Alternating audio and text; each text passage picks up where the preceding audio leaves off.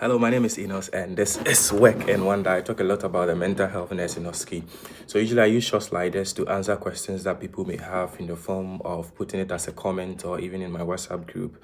So I have this question that keeps on popping up. Somebody has been asking me to do a video on mental state examination. I've explained already that mental state examination is part of the assessment station, so there's no need for us to do, or there's no need for me to do a video on the mental state examination. When we are talking about the mental state examination, we are looking at a structured way of observing and describing a person's current mental functioning, which will form part of your assessment.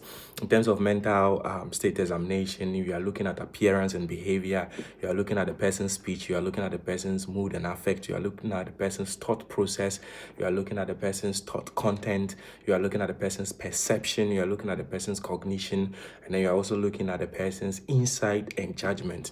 So when you are doing your assessment, these are things that automatically you will be looking at. In terms of something like appearance and behavior, how is the person appearing? In terms of when they are looking at you, their eye contact, are they maintaining eye contact, or their eyes is down all the time? In terms of their speech, are they speaking very fast, are they speaking very slow? Is even their speech coherent and relevant? In terms of their mood and then affect, mood is what they are feeling, they are able to tell you, and then affect is more like what you observe, the emotional expressions that you observe. So more like mood is subjective, whilst affect is objective. You're also looking at thought process. How are their thought? Is it organized?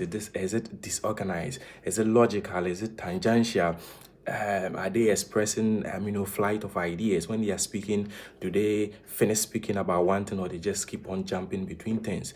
You are also looking at the thought content in terms of what they are telling you. Does it make sense? Does it include delusions, obsessions, suicidal ideation, homicidal thought?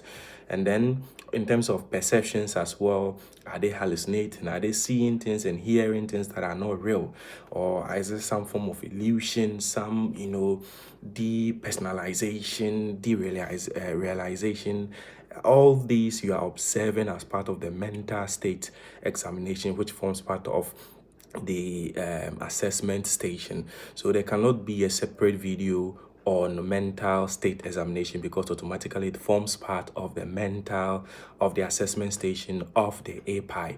The API or the assessment, they've asked us to use recovery model of care, and mental state examination forms part of the recovery model of care. I hope this explains your question.